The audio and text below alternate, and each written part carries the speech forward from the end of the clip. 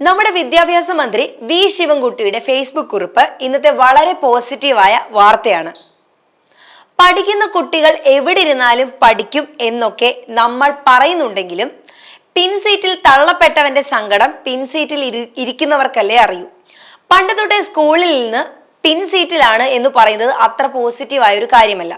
സ്വന്തമായി പോയിരിക്കുന്നതാവില്ല. പലപ്പോഴും പല അധ്യാപകരും പഠനത്തിൽ മോശമാകുന്ന കുട്ടികളെ അങ്ങനെ പിൻസീറ്റിൽ ഇരുത്താറുണ്ട്. ചിലയിടങ്ങളിൽ റൊട്ടേഷൻ ഉണ്ടാകാറുണ്ട്. അങ്ങനെ വരുമ്പോൾ പിൻസീറ്റിൽ ഇരിക്കുന്ന കുട്ടികൾ മുൻ സീറ്റിലേക്ക് വരും. അപ്പോഴും ഒരു വിഭാഗം പിറകിലുണ്ടാകും. ക്ലാസ് മുറികളിൽ നിന്ന് പിൻബെഞ്ചുകാർ എന്ന സങ്കല്പം ഒഴിവാക്കാൻ ആഗ്രഹിക്കുന്നുണ്ടെന്നാണ് വിദ്യാഭ്യാസ മന്ത്രി വി ശിവൻകുട്ടി പറഞ്ഞത്. ഈ സങ്കല്പം ഒരു വിദ്യാർത്ഥിയുടെ ആത്മവിശ്വാസത്തെയും പഠനത്തെയും പ്രതികൂലമായി ബാധിക്കാൻ സാധ്യതയുണ്ട്.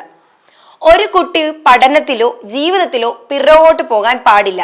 എല്ലാ കുട്ടികൾക്കും തുല്യ അവസരങ്ങൾ ഉറപ്പാക്കുക എന്നതാണ് നമ്മുടെ ലക്ഷ്യം. പിൻബെഞ്ചുകാർ എന്ന ആശയം ഇല്ലാതാക്കാൻ പല രാജ്യങ്ങളും പല മാതൃകകളും പിന്തുടരുന്നുണ്ട്.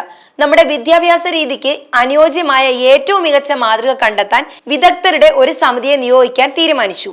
നമ്മുടെ കുട്ടികളുടെ മികച്ച ഭാവിക്കായി നിങ്ങളുടെ എല്ലാവിധ പിന്തുണയും തേടുന്നു എന്നുമാണ് ഫേസ്ബുക്കിൽ കുറിച്ചത്.